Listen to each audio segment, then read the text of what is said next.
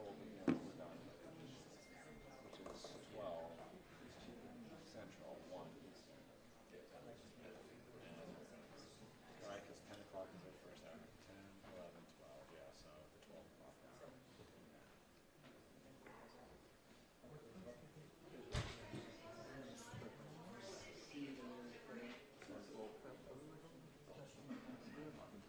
We're going to need this space open. So can we have a bit of that table back here? And it's packed. Sir? Brian? Brian? Yeah. Greg? Yeah. Can we have you come back here? We need this hallway open. Okay. Thank you. Sorry about that. I'll probably need you out. Thank you.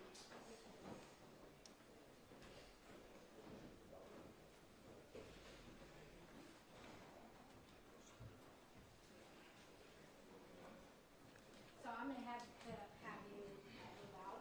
You are supposed to go back. Sorry about that. I need this space open. I need this space open. Okay. The fire hazard. All right, thanks.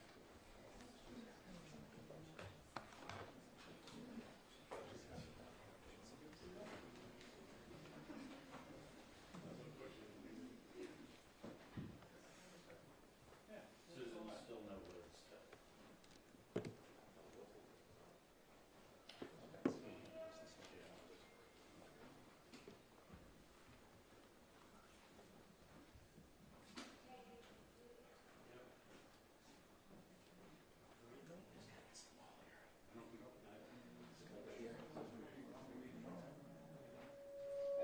All right, that's it. Guard on the line to the stand now.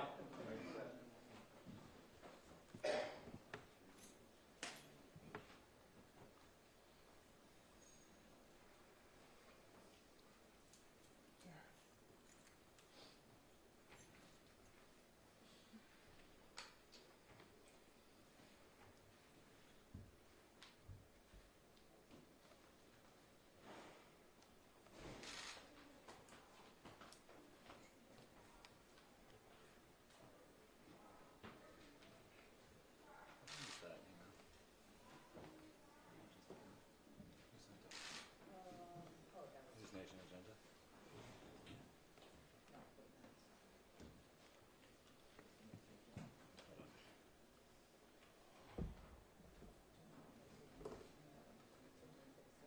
Yeah, I don't know.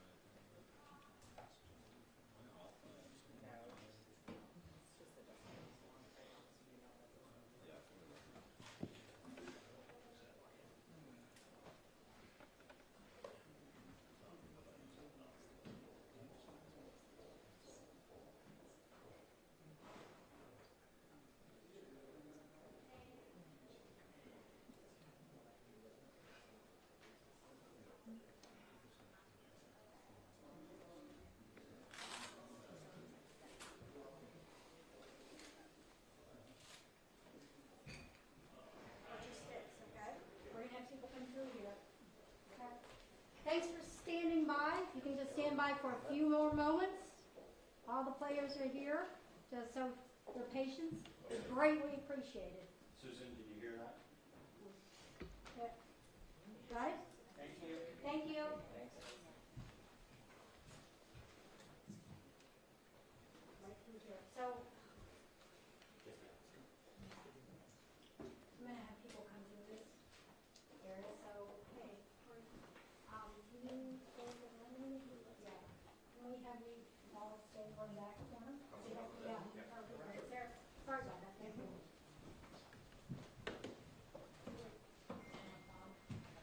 Yeah, because people are going to be walking right behind you. Okay. Do you get that? We're going to be walking right behind you. Thank you.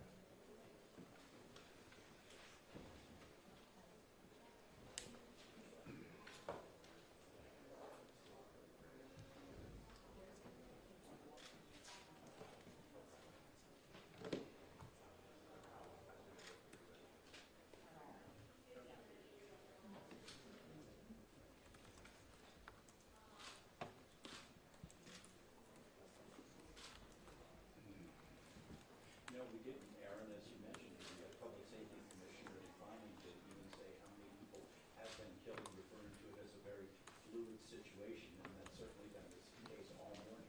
You mentioned the fact that most of the people are staying at home, staying in honor place, shelter in place, order. On our drive here from Lewiston, we were over there where that car was found. It belongs to Robert Card. The car was gone. There was some yellow crimson tape up there, but the scenes of the search for the person of interest, as I was referring to, has moved on from at least that point.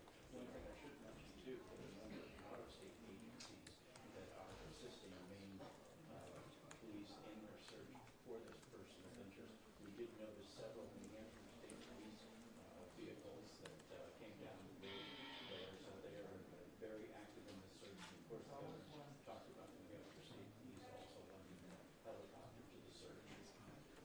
John and Catherine, that's the situation. And again, anyone that should have governor and other get presented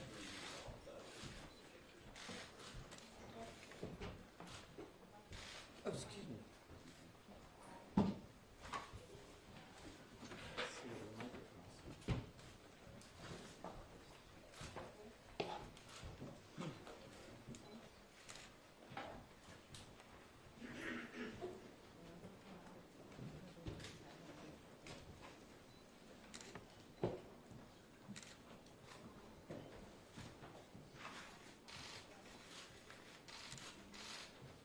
All in? Okay. Thank you for being here. As you may notice, my voice is a little hoarse after working through the night. As you all know, last night, locals, county, state, and federal law enforcement officers from around the state of Maine responded to reports of an active shooter at several locations in Lewiston, including Spare Time Recreation and Shenanigans Bar and Grill. These law enforcement officers, in the face of danger, responded swiftly, selflessly, and with great bravery. Bravery that they continue to demonstrate today as they search tirelessly for a person of interest in connection with last night's events.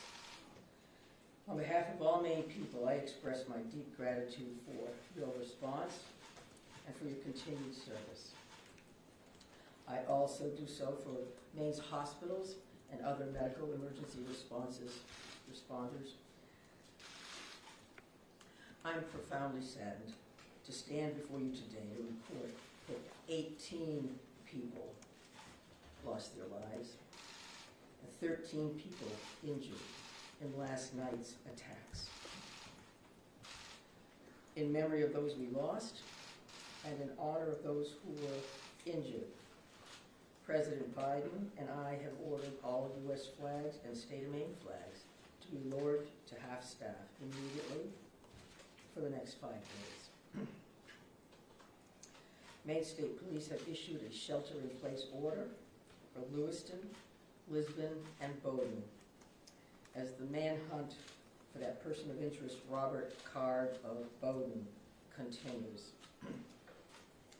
I will let law enforcement speak to the ongoing manhunt and to their investigation, but Mr. Card is considered armed and dangerous, and police advise that Maine people should not approach him under any circumstances.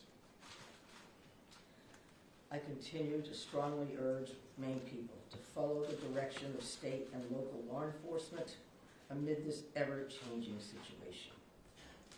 Please, if you see anything suspicious, please call 911.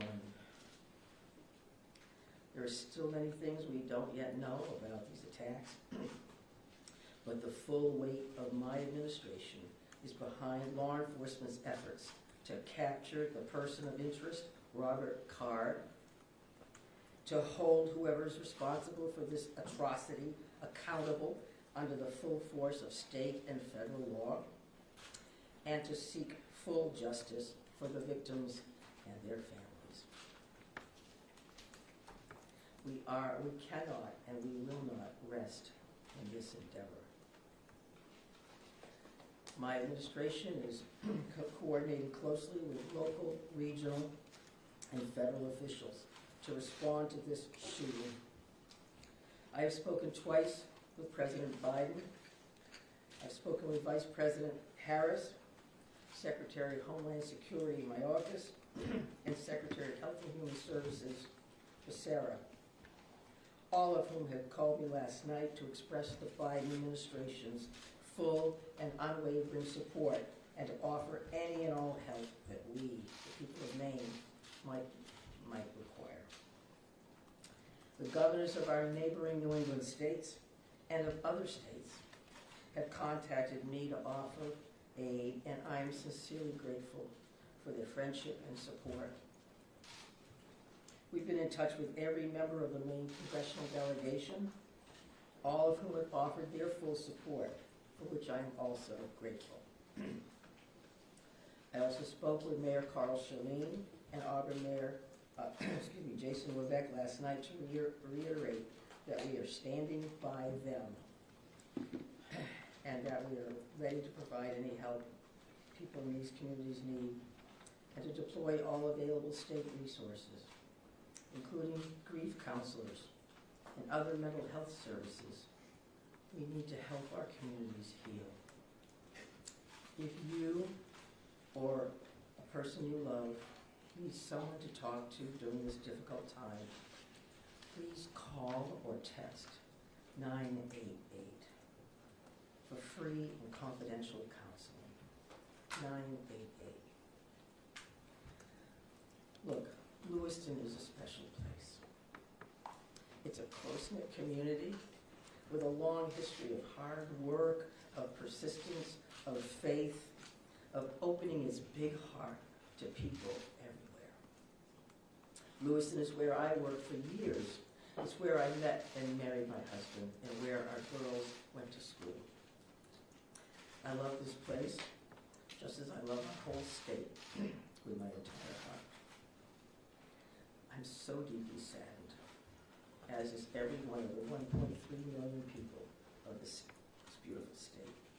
This city did not deserve this terrible assault on its citizens, on its peace of mind, on its sense of security. No city does, no state, no people. No words can truly or fully measure the grief of many people today. Our small state of just 1.3 million people has long been known as one of the safest states in the nation. This attack strikes at the very heart of who we are and the values we hold dear for this precious place we call home. All Maine people are sharing in the sorrow of the families who lost loved ones last night. Loved ones, normal people who were killed or injured while unwinding from a day of work or while spending time with their family and friends, socializing. So on behalf of the 1.3 million people of the whole state of Maine, I hold these families and this city in my heart today. I know that the people of Lewiston are enduring immeasurable pain.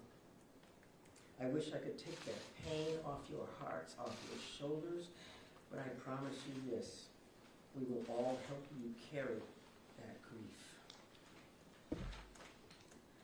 I ask many people to join me in offering our comfort to the families and friends who have lost someone, and in offering our prayers for swift recovery for those who are healing in Maine's hospitals today. This is a dark day for Maine. I know it's hard for us to think about healing when our hearts are broken. But I want every person in Maine to know that we will heal together. We are strong, we are resilient, we are a very caring people. In the days and weeks ahead, we will need to lean on those qualities more than ever before. As we move forward, struggling as we may, let us wrap our arms around one another, offer comfort and solace and love. I know the Maine State Police will continue to release information to the public as we confirm it, and information about any steps that the public might take to support the people of Lewiston at this time. May God bless the people of Lewiston and bless the memories of those we have lost. Thank you. I'm going to turn it over to Commissioner Sasha. Thank you very much, Governor. We certainly appreciate your support. The City of Lewiston does, the State of Maine, and certainly our first responders. We feel that love every day, and thank you very much for that. I would also say that we want to say thank you to a really large number of other elected officials across our state, whether that's the federal delegation, local elected officials, and many others that are part of organizations or law enforcement agencies that truly wanted to join us today at this particular press event and wanted to speak on behalf of their communities. And as the governor had mentioned, and everybody else will reiterate, our reality for today is that this suspect is still at large. And we want to provide community support for the victims, for the families, in the communities across the state. But we also have an incredibly strong, laser-like focus on bringing this suspect into custody and ultimately to justice. So because of that mission for this particular event and today's activities, we're keeping the list of speakers and the agenda pretty tight. And that will include, next up at the podium would be Chief Dave St. Pierre from the City of Lewiston, and some other members of his command staff are present. What I will say to the City of Lewiston, and you know this because you feel it every day, but you're lucky to have a chief like Chief St. Pierre and his entire law enforcement agency. From every level, those officers put their heart and their soul on the line on behalf of their community last night and into today. And they're doing it for the right reasons. They do it because they care. So the City of Lewiston and truly our co-responder family across the state of Maine is lucky to have Dave and his team in the mix with us. And we're also going to hear from Colonel William Ross from the Maine State Police. And Bill will highlight some of the timeline things that you're probably concerned about and certainly interested in from a story perspective. So the Colonel will come up and speak to that. And we'll also have Jody Cohen. And Jody is the special agent in charge for the FBI out of the Boston field office. And Jody will highlight some of those federal partnerships and some of the things that our federal partners are bringing to the table, bringing to bear to help us with this investigation. We also have a bunch of people here. Once you start naming people, you're going to have a problem because you're going to forget somebody or screw something up. But I would also tell you that a couple of our other federal partners are here. Kevin Neal, who's the U.S. Marshal for the District of Maine. We also have James Ferguson, and Jim is the special agent in charge from the ATF for the Boston Field Division. They are heavily invested with staff along with the FBI, and we can't thank them enough for all that they're doing on behalf of our state. I would also tell you that we are going to close with a brief Q&A, and we're going to try to get some of those questions out there. We appreciate your time, your patience, your professionalism, your partnership at getting this information out. I would think that those questions are going to be brief because, again, we do have a suspect at large. And while you can help us with that, we also need to get back to our teams to push forward on that. So with that in mind, I will be back up to the podium to kind of steer that a little bit. But for starters, I would like Chief St. Pierre to join us. Thank you. Thank you, Director Sawchuk, and welcome media partners, and thank you, Governor Mills, for those kind words. I'm going to keep this short. What I would like the very most is to express our deepest sympathies to the families and friends of the victims of this heinous crime. This is truly a tragedy that goes beyond comprehension. I'm confident in our community, that our community has and will continue to come together throughout this endeavor to bring this to a successful conclusion. Although difficult, I do ask the public to continue to be mindful of their own personal safety and also that they be patient with the process as much as possible. There is extensive work and attention to detail that goes into such a large-scale investigation. I'm confident in the expertise and professionalism of our investigators and all law enforcement officials that are currently involved. This is an all-hands-on-deck approach. We have a great deal of collaboration and resources that have been made available to us. There are far too many to name individually, but I think Director Sawchuk named quite a few appropriately. There are far too many, as I've stated, but they are all appreciated more than you know. I want to thank all of our brave men and women of the Lewiston Police Department, Fire Department staff, medical personnel, first responders of any kind that came from far and wide and have come together and continue to work tirelessly in bringing the situation to an end. We hope to locate and hold the person accountable. I think you'll hear next from the state police, who is taking the lead in this investigation. Although that we are working hand in hand with them, I think Colonel Ross will be able to fill you in a little bit more.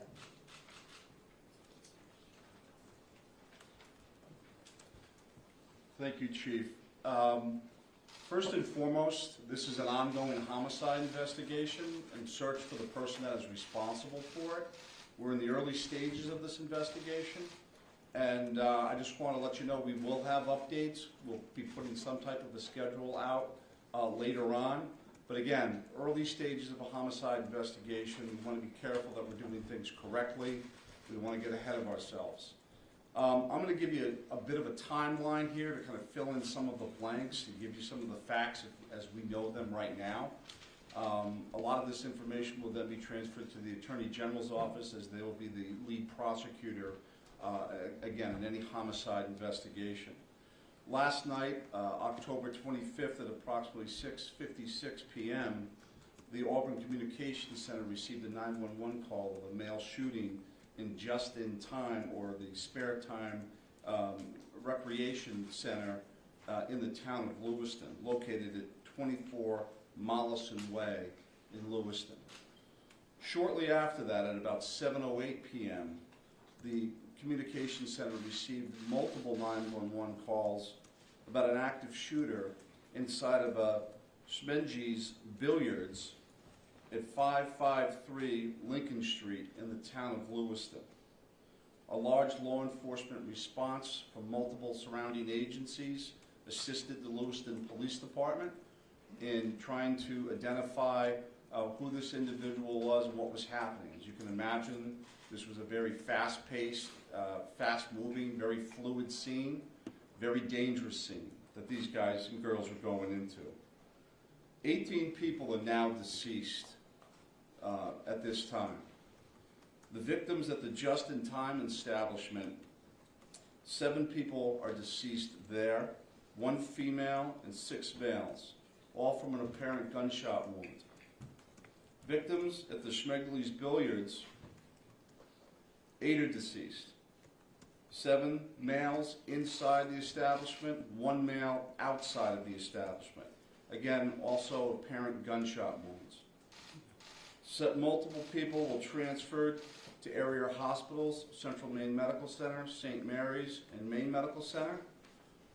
3 people that were transferred to those hospitals are deceased, for a total of 18 people deceased at this time.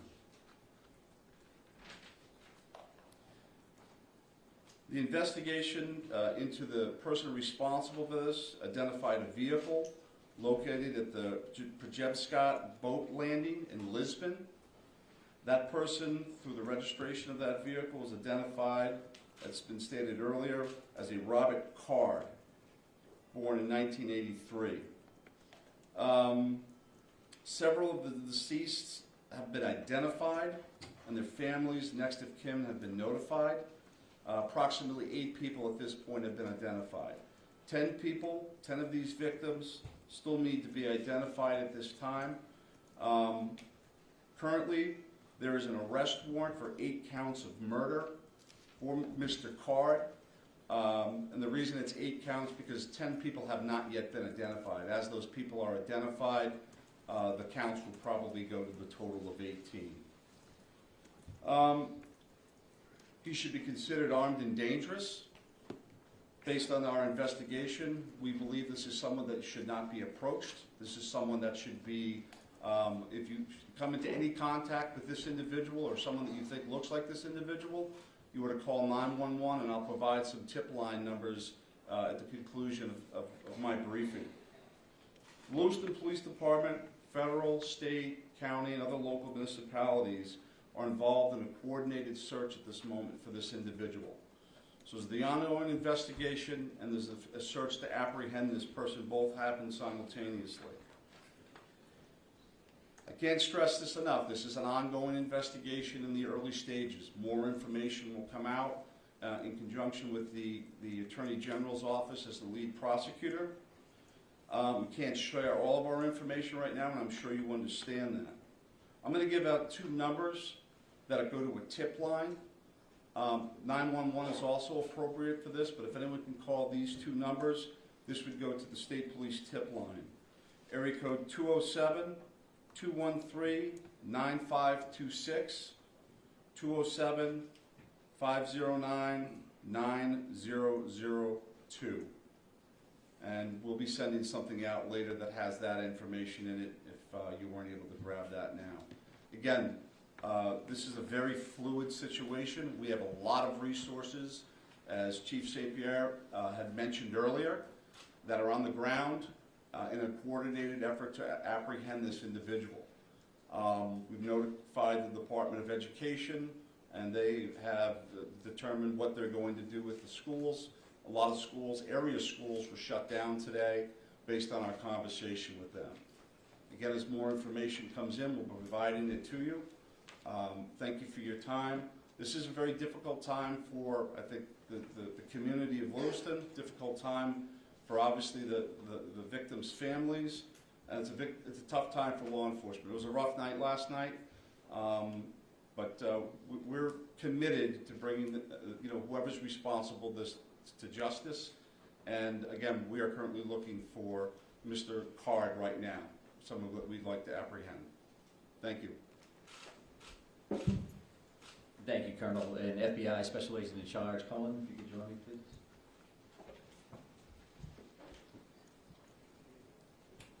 Thank you. My name is Joey Cohen. I'm the Special Agent in Charge of FBI Boston Division, which covers the state of Maine. Our hearts go out to everyone who was impacted as a result of the senseless violence. The FBI is working hand in hand with our law enforcement partners. Our evidence response team is here processing these very extensive scenes. We are providing investigative and tactical support, as well as our victim specialists are working with those affected by this tragedy. As this very active investigations continues to unfold, we're asking the public to stay vigilant and come forward with any information that you might have that you feel is helpful to our investigators. My pledge is that the FBI will carry out this investigative case with rigor. We will work day and night alongside our law enforcement partners to get the answers to the questions this community deserves. We thank the public for your continued cooperation and patience as we continue to work this very active investigation. Thank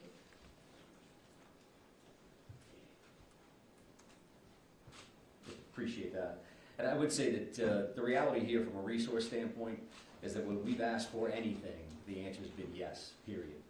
Tactical teams, evidence response teams, full-blown investigative units, detective units that have come from multiple states, whether it's the commissioners from Vermont and New Hampshire reaching out to me directly, Massachusetts saying, what do you need, Mike? What can we do for the state of Maine? So we are now prepared to try to take a few questions. And keep in mind, again, that we may not be able to answer as in-depth as you would like, and we don't plan on taking a great deal of questions. I think follow-up press events will allow for that. Sir? So no one has really talked about the weapon that was used here, the AR style, so someone can talk about that. But the other thing here is there are reports that this individual had mental health issues, that he made threats to shoot up the National Guard. So clearly there were some signs there that he was on someone's radar. The question becomes, why was he in possession of this weapon? And certainly, why wasn't he stopped sooner? Yeah, I think those are all valid questions, and certainly questions that we are looking into now, but not questions that we can answer today. Considering that this occurred last night, there's still an active search for the suspect in question, so I appreciate those questions, but not something we're going to be able to answer right now. Is it something that you're investigating and looking It is certainly one of those things that we want to follow up on, all aspects of that. Why does the Go ahead, right here. Yes. Can you give us a sense of the ages of who not sure we have that information with us today. We wanted to break it down by gender because that's something we had readily available. We did not break this down into age ranges at all. Sir, what can you tell us? What can you tell us about the background of the suspect in this case, or I should say the person of interest, because I noticed the language is very clear. It's saying person of interest, not suspect. So why use that terminology, and what can you tell us about his background? Yeah, I think we used person of interest last night for half of the room that was here for that press event. As the Colonel had mentioned, there is now arrest warrants for murder for this particular individual, Mr. Card. So he is viewed as a suspect, and there is a full court press by all of our partners to bring him into custody. What was the second piece of that question? What can you tell us about his background? I wanted to ask a second ago about the idea that he had voiced concerns about his own mental health, right? Had been committed, according to language in the police bulletin, to a mental health facility for weeks. How could someone that fits that profile still be in possession of semi-automatic weapons? Well, I do think that the statutes around firearms and the possession of those are pretty complex. I know that we will be reviewing that information as we move forward, but that's not an answer that we're prepared to give today. Because that leads to motive. You're talking about behavioral health issues and how that impacts this situation.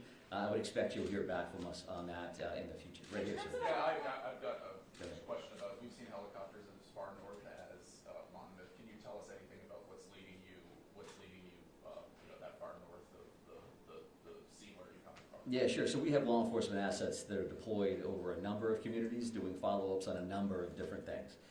So as you can imagine, there's a great deal of search warrants that we're following up on. We do have partners, that helicopters from the New Hampshire State Police. That copter was here last night to assist us as well. So whether we have tactical elements out or we're searching an area, some of those air assets would be very, very valuable for us. So that's what they're doing. That's leading you there?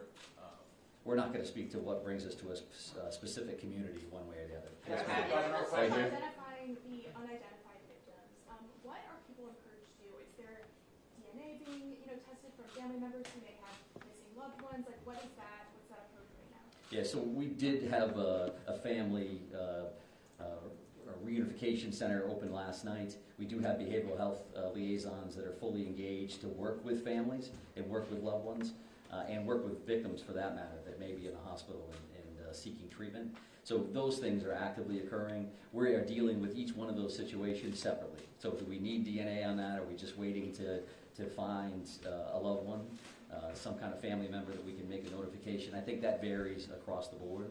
I'm going to take two more questions. Sir. Right here. Yes, if there's some sort of triggering event, is that something that you're investigating? I think we're always concerned around motive. That you say triggering event, that's a motive for us. Again, that's not something we're prepared to discuss today, but I do appreciate the question. It's clearly something that's important. One additional follow-up from you. Can you help us understand why these locations, why this bar, why this bowling alley? Was he looking for someone? Was he looking for something? I think that does speak to motive, so I appreciate the follow-up, but not something we're going to be prepared to answer today. And then one more question. Right here, sir.